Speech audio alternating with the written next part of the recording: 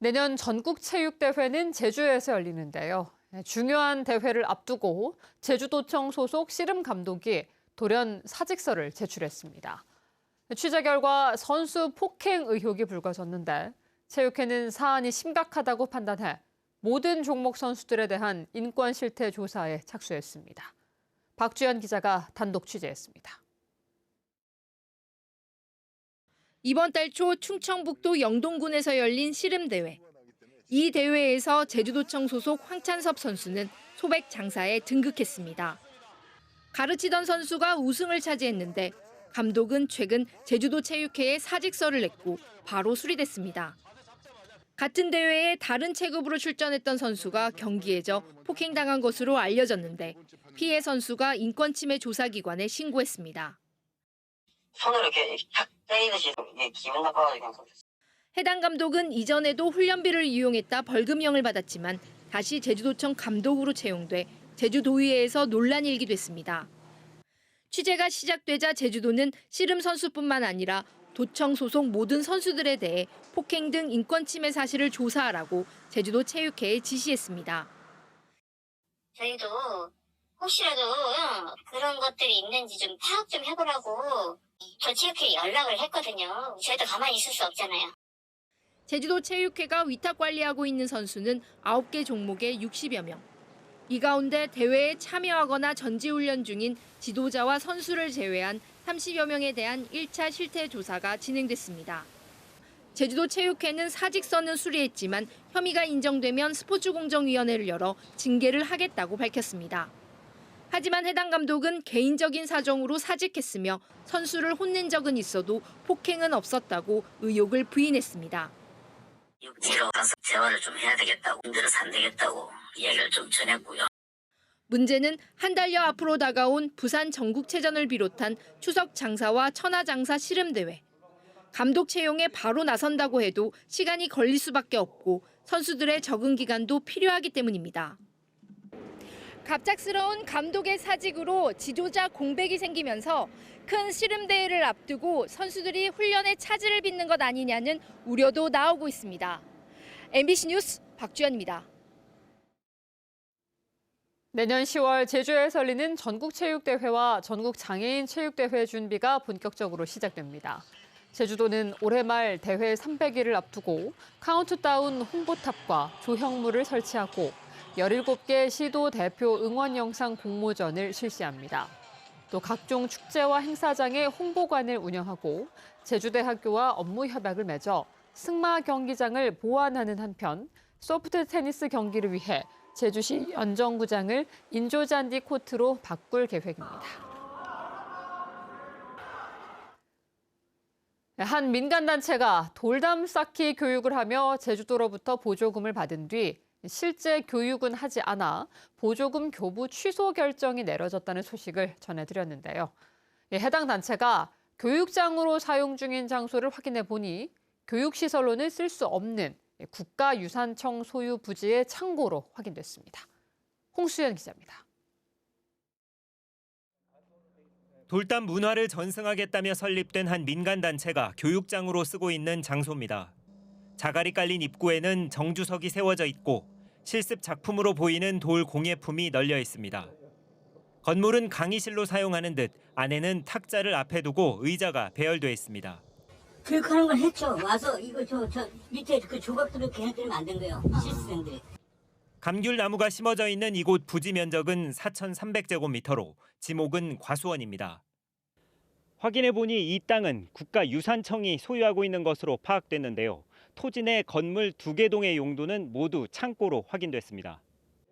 건축법에 따라 창고는 원래 사용 목적인 창고 외에 교육시설 등 다른 용도로는 사용할 수 없습니다. 다른 용도로 불법 사용한 사실이 확인되면 원상 복구해야 합니다. 현장 조사 일정을 잡고 확인한 다음에 그의 무단 용도 변경이 확인되면 소유자와 행위자 모두에게 공문을 보내서 원상 복구 명령을 이렇게 내리게 됩니다. 국가유산청은 국유재산법에 따라 2023년 한국국가유산지킴이연합회에 부지 관리를 맡겼고 이후 해당 단체에 재위탁된 것으로 파악됐다며 교육장 사용 여부는 알지 못했다고 밝혔습니다. 한편 이와 관련한 해명을 듣기 위해 해당 단체 대표에게 연락했지만 답변은 오지 않았습니다. MBC 뉴스 홍수현입니다. 제주도가 추진하고 있는 건축 고도 제한 완화 방안에 대한 두 번째 토론회가 열렸습니다. 도시의 무분별한 확장을 막기 위해 압축 도시를 조성하겠다는 밑그림인데 보다 세밀하고 구체적인 보완이 필요하다는 지적이 쏟아졌습니다. 권혁태 기자가 보도합니다. 높이 169m의 드림타워만 우뚝 서 있고 나머지는 40m 남짓의 빌딩과 낮은 주택이 들어찬 제주시 노영동. 이 같은 도시의 모습을 유지한 건 30년째 이어지는 고도 제한 때문입니다. 제주도는 2년 전부터 이 같은 도시의 모습을 바꾸겠다며 고도지구 해제 방안을 마련하고 있습니다. 2027년부터 최고 55m의 기준 높이에서는 건축 높이를 자율적으로 정하도록 하겠다는 내용입니다. 또 기준 높이를 넘어 160m에 이르는 최고 높이 기준까지 지으려면 심의를 거치게 한다는 것으로 압축됩니다. 숱한 논란으로 두 번째 마련된 토론회에서는 단순한 규제 완화에 대한 비판이 이어졌습니다. 규제 완화에 대한 이익을 공동체에 환원하는 방안에 대한 검토가 필요하다는 이유에서입니다. 사익에 증가한다라는 것은 그 혜택을 보지 못하는 사람은 공공에서는 폐해가 발생한다라는 것이죠.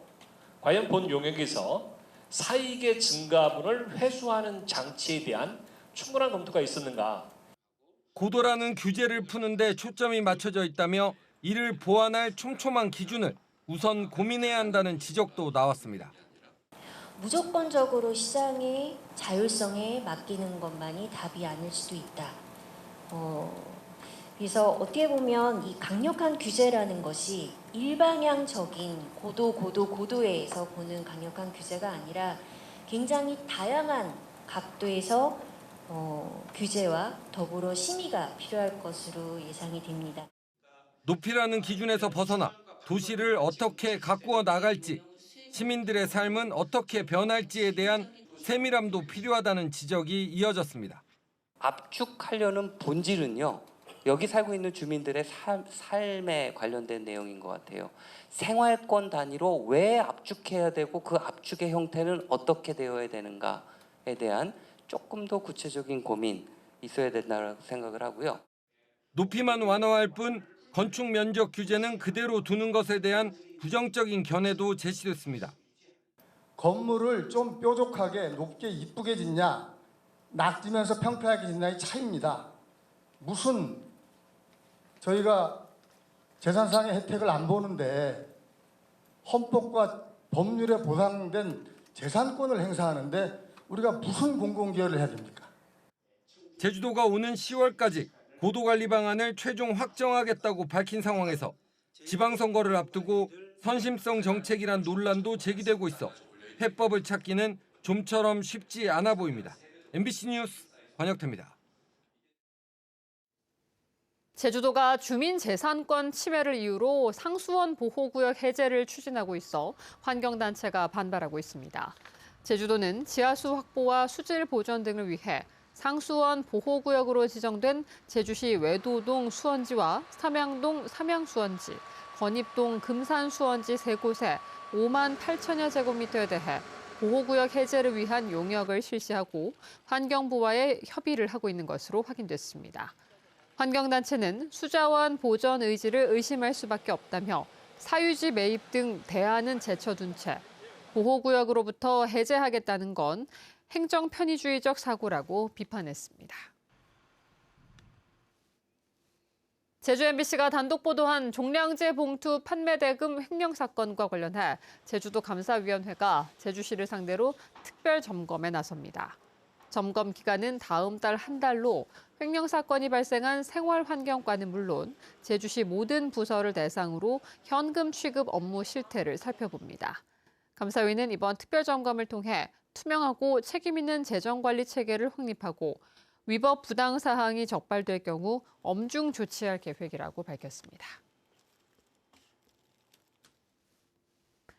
제주 시내의 한 단독주택에 쓰레기가 가득 쌓여 수년째 방치되고 있습니다. 여름철이 되면서 악취는 물론 벌레까지 꼬이면서 근처 주민들이 불편을 겪고 있는데요. 도대체 무슨 일이 있었던 건지 김항섭 기자가 현장을 다녀왔습니다. 제주 시내의 한 주택입니다. 플라스틱 의자와 목재, 고철 등 각종 쓰레기들이 집 주변을 에워싸고 있습니다. 주택 입구는 쓰레기로 완전히 막혀 있고 지붕 위까지 쓰레기가 버려져 있습니다. 이처럼 주택 앞 마당에는 각종 생활 쓰레기들이 산더미처럼 쌓여 있습니다. 최근 무더위가 이어지면서 심한 악취와 함께 벌레까지 꼬이고 있습니다. 태풍 때문에 저게 날릴 수가 있잖아 보면은 막 가벼운 물건도 위에 있어요 보면은. 그래서 그게 좀 불안하죠. 예. 보기도 안 좋고 냄새나고 여름에는. 주택에 쓰레기가 쌓인 상태로 방치되기 시작한 것은 약 5년 전부터입니다. 이곳에 새들어 살며 고물상을 운영하던 남성이 쓰레기를 그대로 두고 떠난 겁니다. 이후 불법으로 쓰레기를 무단 투기하는 사람까지 생겨나면서 쓰레기는 더욱 불어났습니다. 근처 주민들이 수차례 민원을 제기하면서 제주시에서 해당 주택에 거주하던 세입자에게 쓰레기를 치워달라고 통보한 상황. 하지만 쓰레기가 언제 치워질지 모르는 상황에서 주민들은 여전히 악취와 벌레에 시달리고 있습니다. MBC 뉴스 김항섭입니다. 우도에서 전기 스쿠터가 바닷가로 추락해 2명이 다쳤습니다.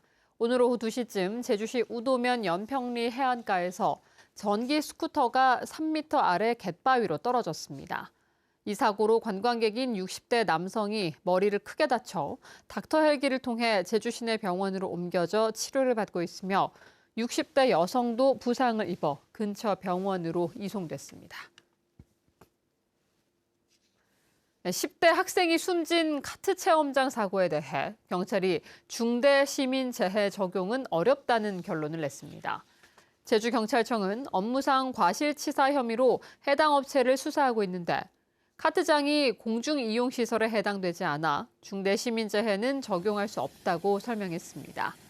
지난 6월 서귀포시의 한 카트 체험장에서 카트가 넘어지면서 불이 나 운전을 했던 10대 청소년이 전신 화상을 입고 병원 치료를 받던 중 숨졌습니다.